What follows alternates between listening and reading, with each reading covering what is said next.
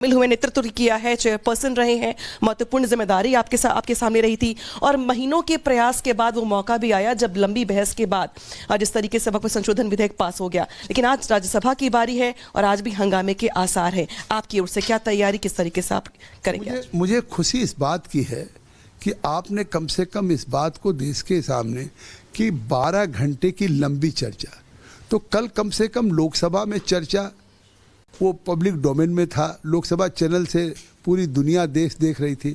इसी तरह से हर दिन 38 बैठकें 12 घंटे 10 घंटे मैंने भी लगातार किया और उसमें ज्वाइंट पार्लियामेंट्री कमेटी के चाहे प्रतिपक्ष के सांसद हों, उनको सभी को पूरा बोलने का अवसर दिया। फिर भी कल आरोप लगा रहे थे कि जेपीसी के चेयरमैन हमको बोलने नहीं देते थे। मैं तो हफ्ते में 5 दिन बैठक करना चाहता था, 4 दिन 3 दिन। वो लोग स्पीकर साहब से कहते थे साहब 15 दिन में 2 बैठक हो। तो इससे साफ है कि इस बिल को लेकर के सरकार न केवल एक ट्रांसपेरेंट बिल लाना चाहती थी, बल्कि जो स्टेक होल्डर्स हैं, हितधारक हैं, तमाम जो मुस्लिम्स ऑर्गेनाइजेशन हैं, उनके साथ जेपीसी की एक डिटेल डिस्कशन हो जाए, फिर रिपोर्ट आए, फिर अमेंडेड बिल लेकर के आए। खुद सरकार ने, किरण रिजिजू जी ने पहल किया था और स्पीकर से आग्रह किया, उन्होंने जेपीसी दिया।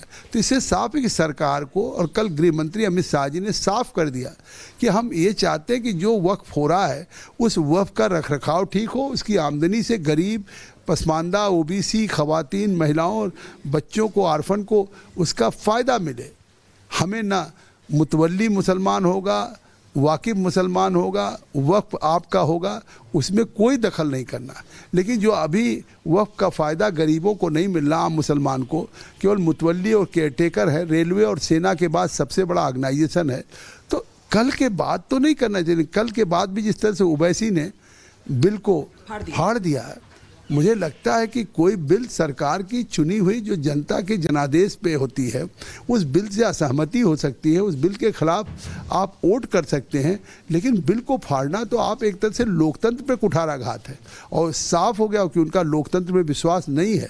मैं तो आज ओवैसी को कंडम करता हूँ कि कम से कम ओवैसी को ये काम नहीं करना चाहिए। ये काम राहुल गांधी ने किया था, देश आज तक भी याद करता है कि उन्होंने अपने ही सरकार के अध्यादेश को फाड़ दिया था।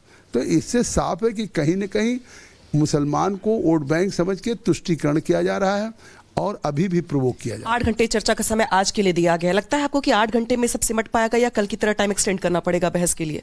नहीं, अब ये तो चेयरमैन के ऊपर है और मुझे खुशी है कि सत्ता पक्ष हो प्रतिपक्ष हो, 8 घंटे का टाइम दिया गया। 12 घंटे चर्चा हुई, 12 के बाद रिप्लाई हुआ, उन्होंने भी 1 घंटा लिया और फिर 1.5 घंटे वोटिंग हुई। करीब 14.5 घंटे चला।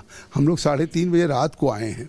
तो अब स्वाभाविक है कि समय यहाँ भी लग सकता है और सभी चर्चा में भाग ले रहे हैं, अच्छी बात है। लेकिन कितना कह रहे थे ये लोग, पूरे देश को सपना दिखा रहे थे कि लोकसभा में नहीं पारित होगा, सरकार गिर जाएगी। कभी संजय सिंह का बयान, कभी इमरान मसूद का बयान, कभी वैसी का बयान कि वो नीतीश कुमार नहीं वोट देंगे, चंद्रबाबू नायडू नहीं साथ खड़े होंगे, एकनाथ शिंदे नहीं होंगे, चिराग पासवान नहीं होंगे।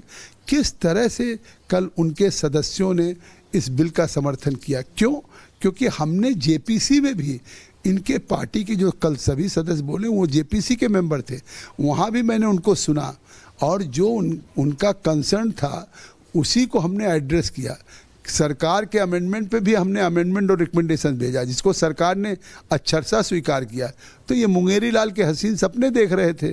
तो आज राज्यसभा में भी, जैसे कल लोकसभा में 204 हुआ और 232 हुआ, तो उसी तरीके से भारी बहुमत से राज्यसभा। लेकिन वो कह रहे हैं कि भाई इस बिल को लेके हम देश में जाएंगे, कोने कोने में जाएंगे, लोगों को समझाएंगे कि भाई देखिए जो बिल है आपके खिलाफ है, आपके शमशान, आपके मदरसे सब छीन लिए जाएंगे। विपक्ष के लोगों का ये आरोप है। खुद ओवैसी ये कह रहे हैं कि पूरे देश भर में मूवमेंट चलाएंगे। तो जो मूवमेंट है बिल पास होने के बाद भी, और जो विरोध के स्वर खड़ा करने का प्रयास है मूवमेंट के जरिए, इस पर क्या कहेंगे? मैं आपसे पूछता हूँ, काठ की हांडी एक बार चढ़ती कि बार बार चढ़ती? तो अभी तक काट की हांडी उनकी चढ़ गई थी।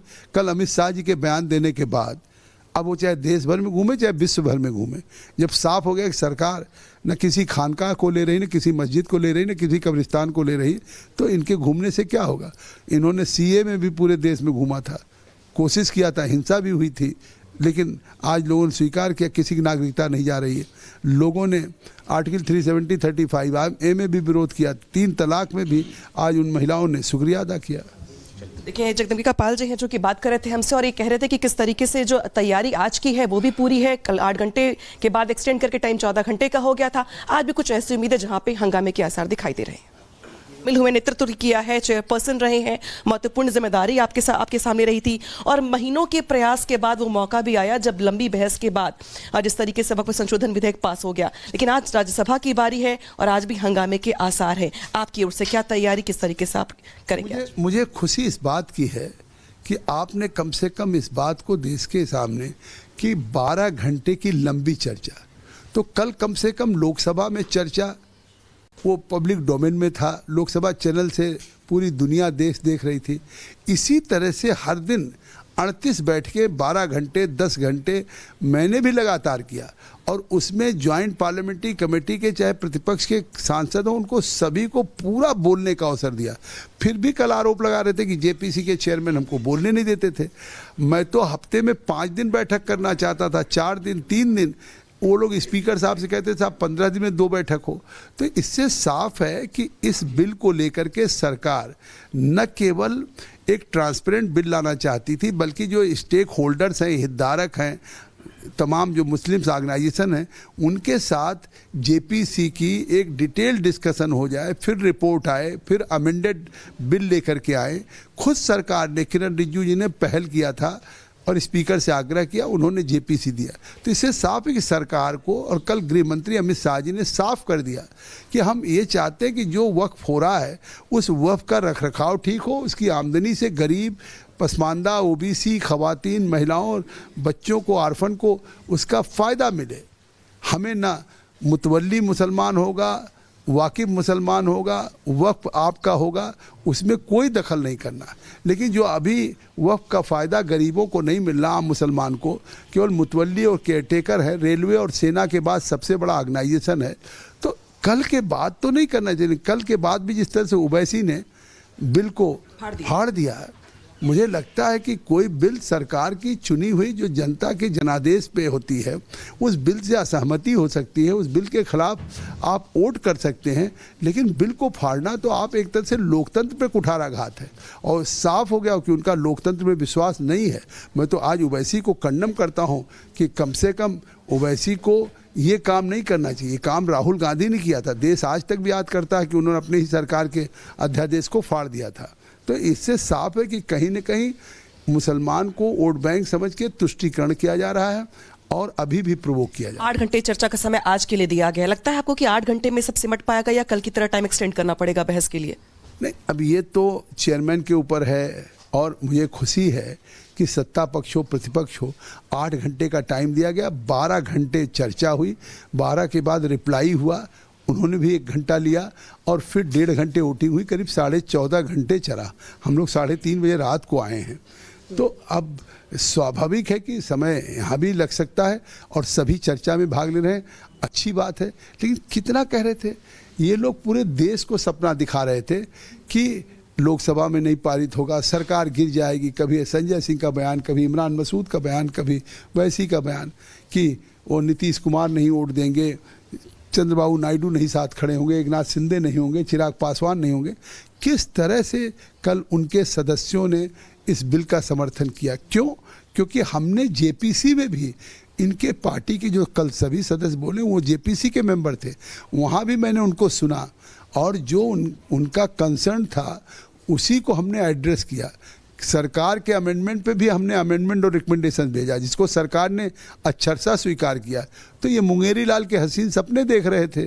तो आज राज्यसभा में भी, जैसे कल लोकसभा में 204 हुआ और 232 हुआ, तो उसी तरीके से भारी बहुमत से राज्यसभा। लेकिन वो कह रहे हैं कि भाई इस बिल को लेके हम देश में जाएंगे, कोने कोने में जाएंगे, लोगों को समझाएंगे कि भाई देखिए जो बिल है आपके खिलाफ है, आपकी शमशान, आपके मदरसे सब छीन लिए जाएंगे। विपक्ष के लोगों का ये आरोप है। खुद ओवैसी ये कह रहे हैं कि पूरे देश भर में मूवमेंट चलाएंगे। तो जो मूवमेंट है बिल पास होने के बाद भी, और जो विरोध के स्वर खड़ा करने का प्रयास है मूवमेंट के जरिए, इस पर क्या कहेंगे? मैं आपसे पूछता हूँ, काठ की हांडी एक बार चढ़ती कि बार बार चढ़ती?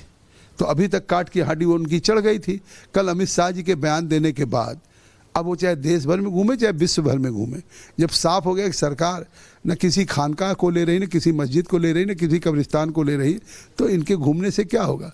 इन्होंने सीए में भी पूरे देश में घूमा था, कोशिश किया था, हिंसा भी हुई थी, लेकिन आज लोगों ने स्वीकार किया किसी की नागरिकता नहीं जा रही है। लोगों ने आर्टिकल 370, 35 ए में भी विरोध किया, 3 तलाक में भी आज उन महिलाओं ने शुक्रिया अदा किया। देखिए जगदम्बिका पाल जी हैं जो कि बात कर रहे थे हमसे और ये कह रहे थे कि किस तरीके से जो तैयारी आज की है वो भी पूरी है। कल 8 घंटे के बाद एक्सटेंड करके टाइम 14 घंटे का हो गया था। आज भी कुछ ऐसी उम्मीद है जहां पे हंगामे के आसार दिखाई दे रहे हैं।